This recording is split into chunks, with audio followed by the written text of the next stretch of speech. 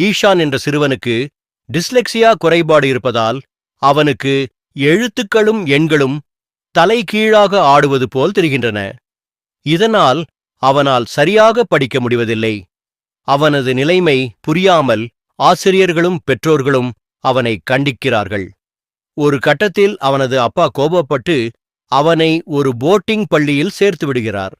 அங்கும் அவன் தனிமையாலும் ஏமாற்றத்தாலும் வாடுகிறான்.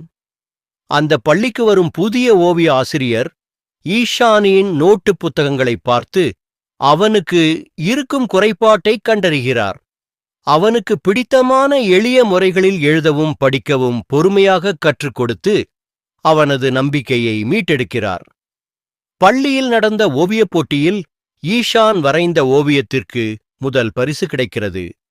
அவனது திறமையைக் கண்டு பெற்றோரும் ஆசிரியர்களும் வியக்கிறார்கள்.